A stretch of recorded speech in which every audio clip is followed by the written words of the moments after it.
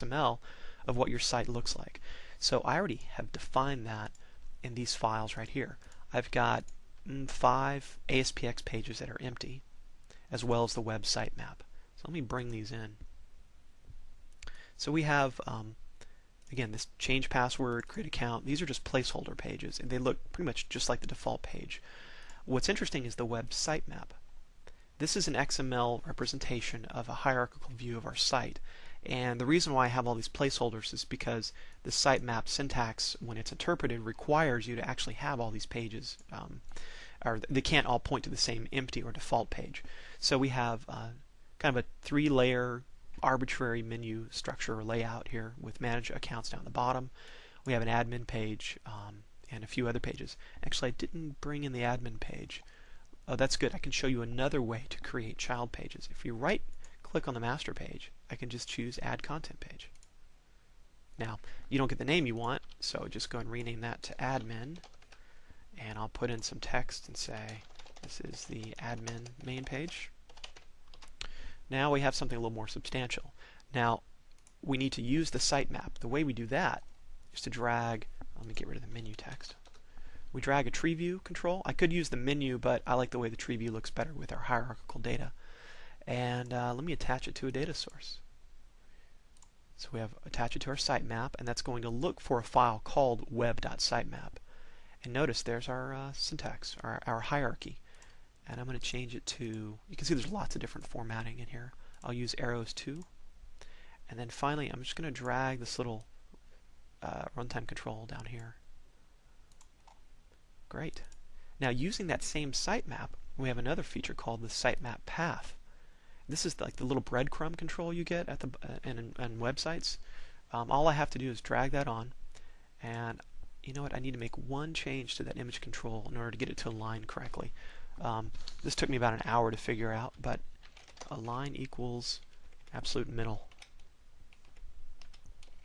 By putting that on the image tag, my sitemap will align perfectly with that. Okay. So let's hit refresh and see how this looks. Ah, that's looking a lot better. So we have our login page. Wow, that's a little funny. So we have another kind of painting or HTML issue. This is just what you get when you're dealing with HTML. You have to make lots of little tweaks. I happen to know that that behavior is caused by this guy right here. It needs to be set to 100%. If I go back and hit refresh, that looks a lot better. Okay, so notice now when I click down at the top, our little sitemap path is showing us where we are. This is really useful if you have a lot of pages and you want users to be able to easily understand where they are in your overall hierarchy. I don't like the default behavior of this menu. Notice when I click on an item, it shifts over to the left a little bit. We have a lot of control over the way this is styled. If we go back to the master page and bring up the properties for this menu, at the very bottom, we have all these different styles.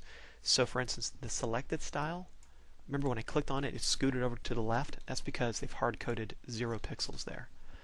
Likewise, I want it to be bold instead of underlined. And when I'm hovering over one of the menu items, I'm going to use this cool trick where you set the background color equal to yellow so it looks highlighted. And I'll turn off the underlines. Let's see how all those changes look. Refresh. Ah, much better. Great. So that's master pages. Now we're going to use the same content for the membership and roles video.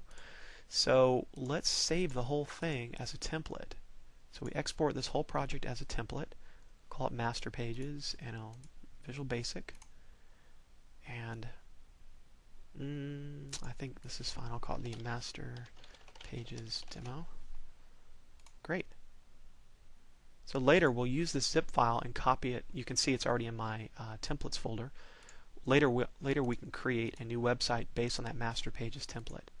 So if you want to learn more about how we fill out this with real content where you can change your password and log in, watch the membership and roles video. So as you've seen, master pages are a great place to put common content for all your web pages.